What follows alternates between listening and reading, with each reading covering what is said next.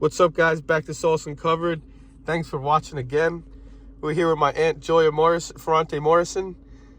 Big show last time. Thanks for watching. I mean, with small production, we're hitting 5 to 10 views a day, which is big because I have no following. So with no following, we're getting a following. So we're over 100 views. I appreciate that, and it's growing. So thank you. Well, it's gonna keep growing. Because your aunt is, you know that. You know how I am.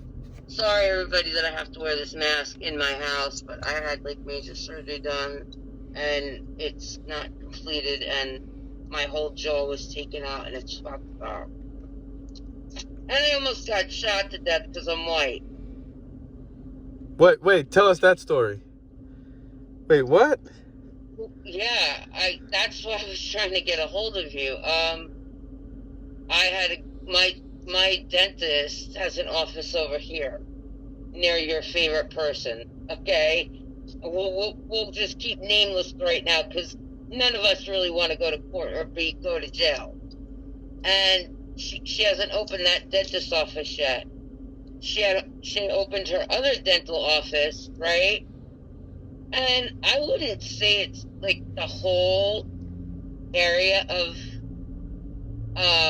where her office is bad, but at the end of a certain part, you're not welcome. I wasn't welcome before. Now I'm really not welcome. So I had to go there that's where I had to go when the dentists are reopened. And allow me to tell you, Alex, you know me very well. I'm not racist at all. Never that. All. Never that. Racist. I was disowned by my father. Called a nigger lover. I was hurt really bad. So I'm one of the people that, yes, Black Lives Matter. I'm over this shit, people. We all matter. But when you have peaceful protesters of all colors,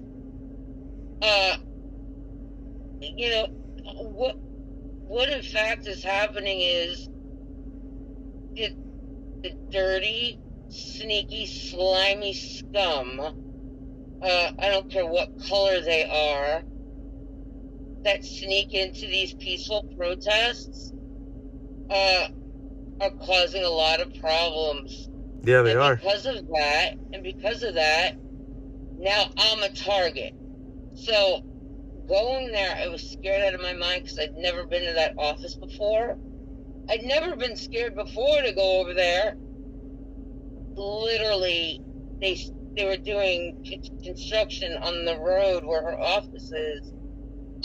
4 black 20-year-olds jump in front of my freaking car. One was in the front of me, one was in the back, one was on the side of me, and the other was on the passenger side of me with guns pulled. Are you kidding me? Let me make a PVA right now. I'm on your side, asshole.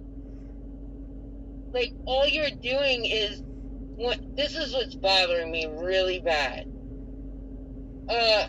Innocent black people, Hispanic people, even white people are all dying because they're dirty cops out there. I don't care what anybody says. I mean, do I have police in my family? Did I? Yes. One worked in Fort Apache in the Bronx, the worst area you could ever work in. Never pulled his gun, was white, respected by everybody. After 30 years, he retired. What the hell is going on right now? You're going to tell me that that's acceptable behavior? I call bullshit. No. Yeah, I was almost shot. Thank God. I'm not kidding. The cops that were, watching the construction, they were Hispanic. Thank God they saw that. They arrested the 4 of them and asked me if I wanted to press charges. And you know what I said? No. Because this shit's got to stop and it's got to end somewhere. I mean, of course they're mad as hell. I'm mad as hell. I have been crying since George Floyd died, for God's sake. I don't care about his past. I don't. That is irrelevant. I don't care what they found in his system. That's irrelevant. What I care about is my eyes saw live a man being murdered. I have police officer friends. Okay, I'm glad they've retired because they're not scum cops. But I do know one scumbag cop. Who? And I'm glad he's not in the NYPD. Unfortunately, he lives down in Florida now. But who'd you seen get killed live? George Floyd, I mean, we all did. Oh, yeah, on TV. People don't understand something. This is another thing that's upsetting me about Mr. Floyd. God rest that man's soul. Serious. And his family. Like, people have no respect. They don't understand, like, this man just died. Were you there? At the hands of officers. But were you there? Were you there when it happened or no? Were you there when it happened? No. No? What I'm trying to say is, when I say, we were all there, meaning the only reason that got caught and the only reason poor Mr. Floyd's family hasn't even been able to grieve this whole situation, and it's turned into the wild, wild west, is because we can go live on Facebook now.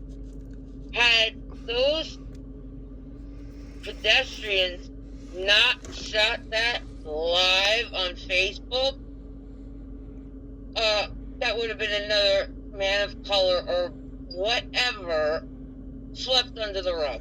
Hey, that's funny you said that, because I thought about making a show about that the other day. Because now that we all have cell phones, man, nobody can get away with anything now. These cell phones have, it's like... And I'm going to say this. But this been going on for years. I'm going on for years. I'm going to say this, Alex. I'm going to say this. And I want everybody to listen, because my nephew's probably going to be shocked right now, too.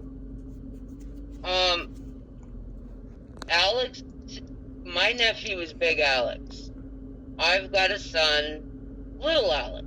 That's how we used to call them because of their age difference. Now, it's very hard for me to say this, but I've been trying to get this out there for 4 years. Am I the only mom in America? Like, if it's not good for someone else, black, white, Hispanic, Asian, hell, fucking Barney. I hate Barney. Okay? It's not good for my child. Now, my son, unfortunately, no, he's not a drug addict, all right? Let me set the record straight on that. My son has unfortunately, he was dealt mental illness. And without his medicine, he blacks out. And I was almost shot to death. I got a crack in my skull still from 4 years ago. When they caught up to him and they got him, they found 4 assault weapons, the same assault weapons that killed those poor innocent kids. The next day in Florida, in that high school, they found 2,000 rounds of hollow point bullets and 4 silencers. Now, I know for a fact that if that was, my son was a child of color or a different religion, he'd be serving 7 life sentences, people. No, my son's, I don't even know how you can consider little Alex white, because he's so Italian, like he's got your coloring. Yeah, he's 100%. I love my son, but I had 15 state troopers on my lawn. I called them twice. The first time they didn't come. They finally came after the second call. I had the phone clenched in my hands. On the phone with 911. I couldn't answer what the lady was saying, asking me. I was screaming on the top of my lungs for help. I mean, he almost shot me to death. He kicked me in the, like, literally so hard he opened my C-section. A 20-year-old C-section, people.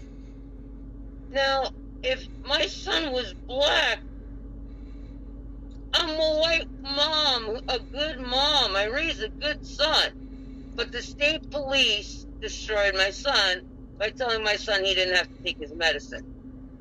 Are you effing kidding me? Am I the only one that sees a problem? Then I go to court. Now, the state police are paid off. The judge, he's managed to pay everybody off because it's not a hidden secret anymore. Alex is very wealthy. So he's got money. Lots of money.